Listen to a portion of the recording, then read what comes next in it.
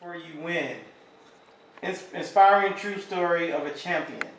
Specifically, let's talk about this NBA championship. So, very beginning, when did you find out you're going to be drafted? Actually, I didn't know until we was playing the Final Four. Okay. I heard I was a top pick, through the papers and whatnot, but Great. I actually didn't find out until I was injured my senior year, and I was going to play in a championship game. We was in a college championship game, Kentucky, and Right. Coach came and told me, he said he's not going to play me, and I'm like, I want to play tonight, this and that.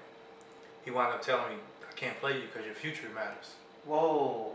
He told me NBA is going to draft you, and I was like, wow. How old were you? I was 21. What grade is this? My senior year. Senior year, you did say that. Yeah, college. So I was excited, but I was still hurt because I wanted to play. I wanted to finish my career by playing for a national championship. Right. But he told me your future is important and the NBA is going to draft you, and I really didn't grasp it until after it was over. Right. And then like a month after the season was over, Michael Jordan called me. Get out of here. Called me into his office and told me he wanted me the first guy to wear his shoe. What? Get out of here. I was Wait. like, wow. What year is this? My senior year is 1997. 97. And so Jordan's shoes are just coming out. And His his brand. His brand, Jump Jordan. Band. Brand Jordan. Nice. And he called me, and when I went to Portland. How was that? Tell me about this. I went to Portland, and I think it just signed a Nike contract. Okay. I walk in the office and Phil Knight on him, like Michael Jordan, two of his buddies. I walk in, I'm just like, I'm struck. Right, I'm of course. a fan. Of course. Phil Knight says, hey, nice to meet you, pleasure.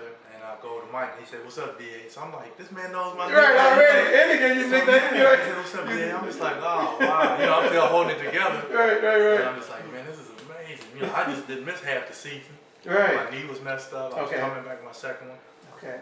And he says, man, people told me how hard you work. And I had someone watching you. And remember, people watching you all the time. He wound up having someone come watch me work out. Wow. And he said, that guy said, you were phenomenal. Nice. He said, you got back quick, you work hard, you got a positive attitude. I want you to be the first guy to wear my shoe. I was shocked. Man, what a feeling, right? Oh my God, I was freaking out. But I was cool with on the outside. But inside, I was just like, this is like you. Nervous, chills. It was like playing a game. That's a moment, man. But he gave me that compliment. I'll never forget that. He said, man, when you got hurt, I was worried. Right. When I sent people, they said your attitude and how hard you work was unseen. He had been watching you, man. Yes, he had sent somebody to watch me. Yeah. And that's what you have to realize. People are always watching you. Yeah. So what you do matters, even when you don't think so. Exactly. He said this kid got up early. He said he went to the pool, worked out, shot ball, went to class, came back that afternoon, did the same thing, and at night he came and shoot free throws. Nice. He said that man knew everything about me. Nice. I was like, wow. He said, and I was the first guy, and I got a lifelong contract with him. That's fantastic, This man. coming from not even finishing your season That's in fantastic. basketball. So when a guy like that credits you and gives you a compliment like that, it's unbelievable. Yeah, on the back of the book, he gave me a I compliment. did see that. I did see that. We're still friends to this day. I just went to Charlotte with him. It's just something about, when people notice something about you, they respect you. And I will read the quote right now. I believe in Derek not just for his talent, but because of his positive attitude when facing adversity. He still has the drive after basketball. That's why he is a champion. Michael Jordan, NBA legend. Yep. That's fantastic, man. Big time kudos on that. Yeah, this is a guy coming from Flint. Right. Went to Louisville, went to two bad cities, but good people helped me make it out of there, and I kept going, and that's what can happen. And he captured it, that attitude, when you didn't know they were watching. I had no idea. You didn't know. You were happy to be in college, happy to be playing, upset that you got hurt, bothered by your injury, but you were still focused on doing your best. And it was being recognized. Getting out of my situation. That's every single time. So I just shared this with my son. We call those invisible doors. Opening invisible doors by doing everything you're supposed to do. They're going to open for you. Yeah, that's it. That's it. You don't even know they exist. You don't even know they exist. There's possibilities. You may have some intelligence about life, right? But you don't exactly know what they are. No, because I didn't have no degree in no businesses I'm doing, no writing, no books, no nothing. Exactly. No self-publishing. I didn't know anything. Exactly. I educated myself. That's fantastic. That's when doors open. When you work hard and you do it yourself, they start to open. Because, to be honest with you, every time you do right for a long period of time, the world gets out of your way. Yeah. I'm telling you, the world just completely, you start to get blessings from out of nowhere because you've done so much right, you worked so hard, Yeah. they have nowhere else to go but to you. Right, exactly. As soon as you try to shortcut it, your life gets cut short. Yeah. Yeah. And everything that you do, That every time opportunity, you that try to moment. cut short, Right. people say it worked this time, but Right. watch what happens. And next time you get busted, Or it won't yeah. last. Yeah, it won't last. Yeah, I you're mean, right. every single time, and that's the biggest difference for me, man. I just never took shortcuts, and I always worked hard and had a good attitude.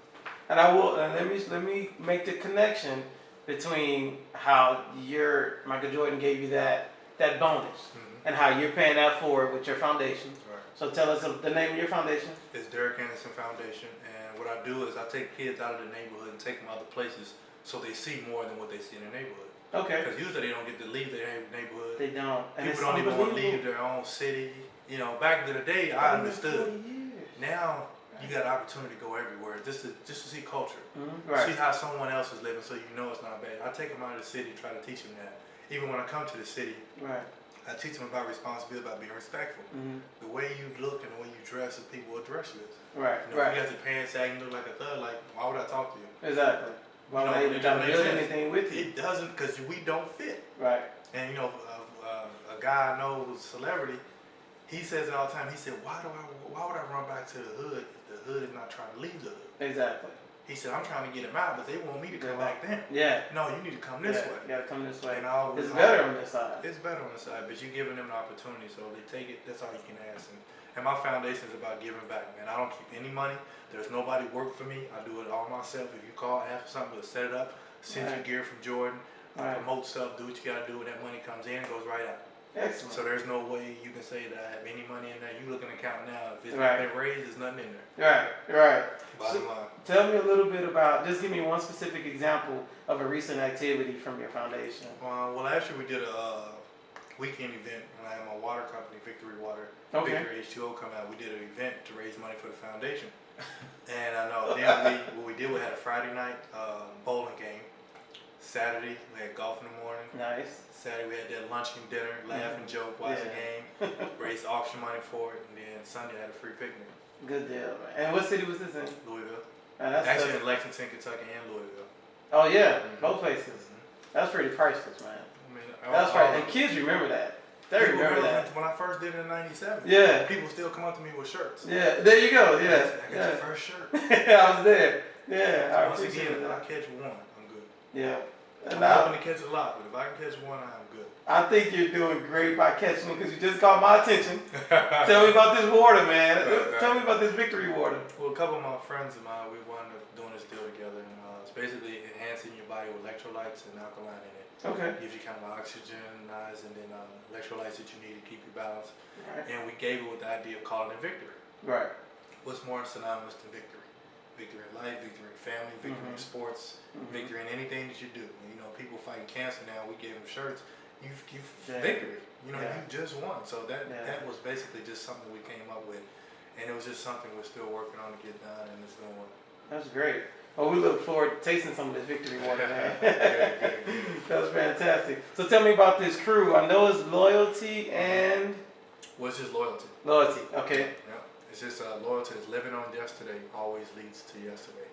Living on yesterday always leads to yesterday. That's a format that came up when I was growing up, and you know, I felt like the guys were gonna be by me.